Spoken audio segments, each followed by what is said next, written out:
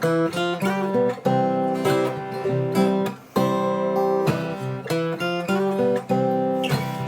ask me if there'll come a time when I grow tired of you. Never my love,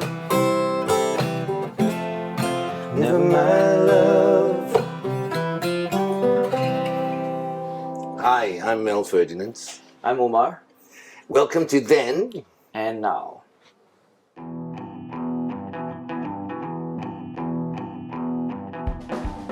I'm 62. I first took up the ukulele when I was 5, and you could say my first foray into professional performing was with my younger brother Joe. We took part in the Talent Time in 1971, organized by Radio Television Singapore, RTS, still black and white. I'm 23 this year, and I started performing when I was 16 in 2014. That was when I was still studying in Polytechnic, and that was my first gig, and I've been performing ever since.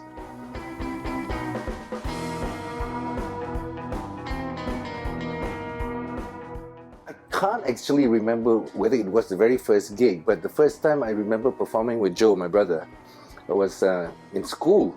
Joe was just in primary 1, I was in primary 4, and we had a very, very supportive principal who probably saw how well we sort of melded musically, and he used to encourage us to perform for like assemblies, and he sent us to represent the school for quite a few different events. So probably it would have been in 1969 probably. My first gig was actually in Polytechnic, just in front of the canteen that we had. But I guess if we're talking about a public gig, right, I played at this place called Le Parc. I was brought on board to play weekly there by the amazing Tim Dakota, and I think that was the place that really, acted as a launchpad for me in my music career. So yeah, that was my first gig.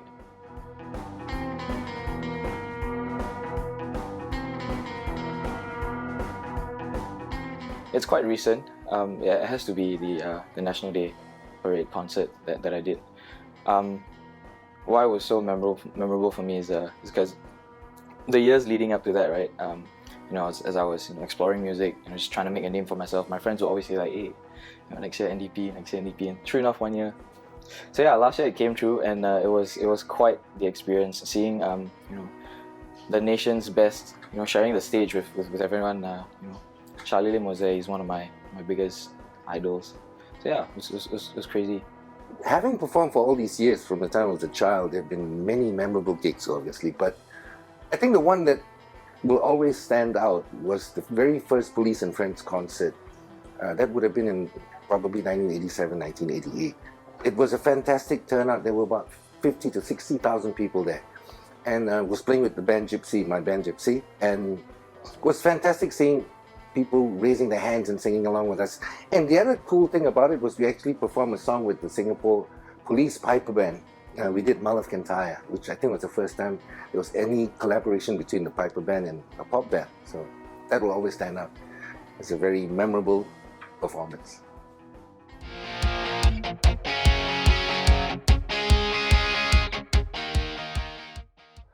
Well, obviously, having gone through a long patch of performing both full-time and also sort of semi-part-time now, you can imagine there'll be a whole slew of different problems that musicians like myself and Umar would have faced.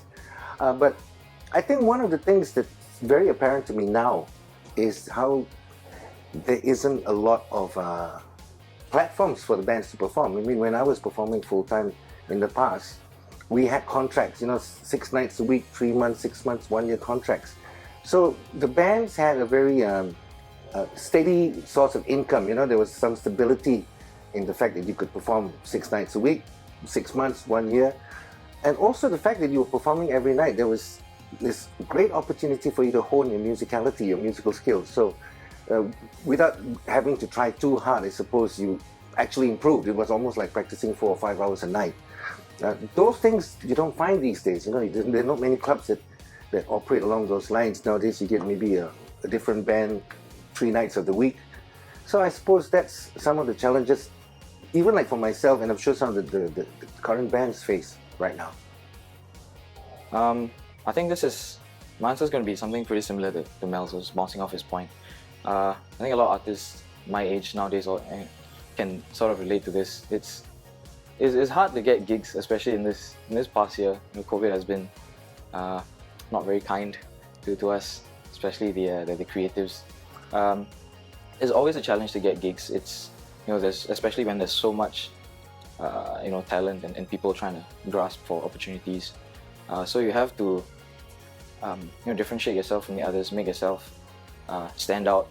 But also at the same time, I think one has to reconcile between competitiveness and trying to band together and lift everyone at the same time.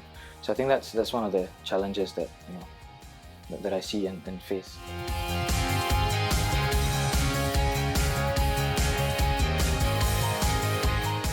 For one, streaming has become a huge thing in the past 5 to 10 years, 5 years maybe.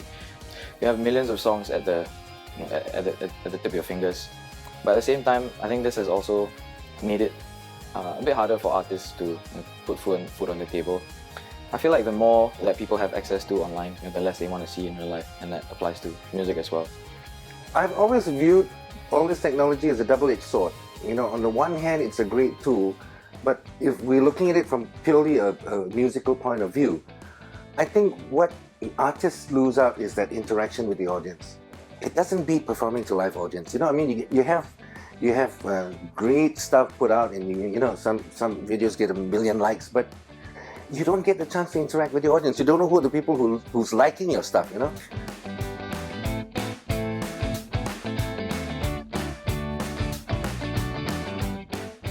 As far as influences, obviously, you know, the Beatles had a great impact because, you know, I was growing up as they were breaking onto the scene. Then thereafter there were the Bee Gees. So there was a lot of groups that had harmony. But the other thing was that when we actually started performing professionally, we had to do a lot of stuff that brought us out of the comfort zone, you know. So we were doing like Saturday Night Fever, disco, whatever have you, country as well. So in a way, we were forced to be versatile, and I think that also helped us musically develop ourselves, you know. For the longest time, my greatest influence has always been John Mayer. I first heard his song in I think it was Evan Almighty or Bruce Almighty. It was a song, "Waiting on the World to Change" by John Mayer. I was like, "Yo, it's a pretty nice song." I think I was like primary 3, primary 4 when I heard it. Yeah, and I've always been a music kind of guy, right? I started singing with the Singapore Symphony Children's Choir when I was in primary school, and I think after a couple of years of listening to John Mayer in secondary school, I finally had the money and got the courage to ask my parents to buy a guitar, and that's when I really picked up I guess pop music and, you know, moved away from the choral background that I started in. So yeah, John Mayer is a huge influence. Who else? Frank Ocean and Charlie Lim, these two guys. I think, yeah. I really appreciate more than anything the vibe or the feeling that you get, you know, when you listen to a certain song. You know, whether it's in the rhythm or the instrumentation.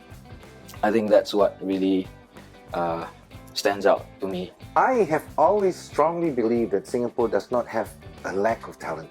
You know, unfortunately now, because of the current, you know, sort of semi-lockdown, we don't get as much opportunity to see the newer bands and newer artists. But, you know, I wouldn't like to pinpoint one, aside from you maybe, but I wouldn't want to pinpoint anyone as to, you know, being more impressive than the other, because I think this, you know, it's like comparing apples and oranges.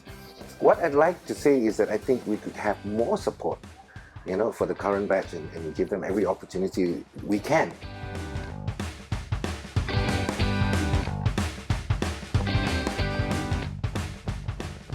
In all the years I've been performing, I can't think of like any single person who came across as giving me advice or telling me what to do, but I believe I've learned a lot from observing. And one of the greatest lessons in humility I received was actually when I had an opportunity to do some chorus work on an album, you know, vinyl album that was going to be released by Tracy Huang. And you know, it was funny because when I was in the army, Tracy Huang was the biggest thing since sliced bread. And you know, I used to joke with my campmates. I said, one day I'm going to record with this girl, and they used to laugh their heads off. And then one day when I was actually in the studio, actually I had no idea it was going to be Tracy Huang. We just got called in and we were going to record.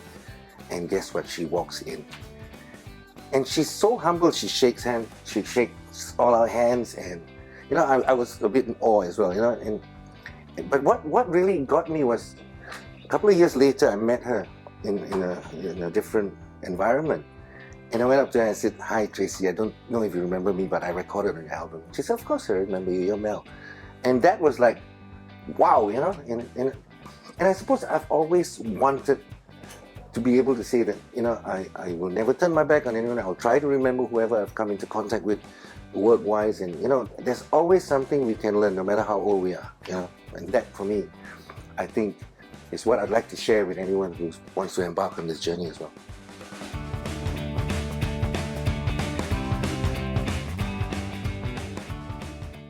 Umar, what little bit of advice or what I've learned over the years that I share with you and possibly might help you would be, never lose sight of your dream, you know.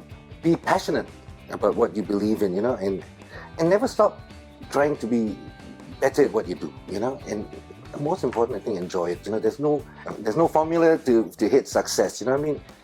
I think you also have to temper, if you're planning on going professional, you have to temper it with you know, what sells as well. Not that you want to sell out, but you've got to be realistic. You know, if you decide to go into a very niche market, then you know, it's going to be a bit tougher, the journey. And the other thing as well probably is you know, make as many friends along the way as you go, because you know, I believe in collaboration all the time, you know, and as I said, you know, you always learn something no matter how old, how young you are. You know, keep an open mind, and all the best to you.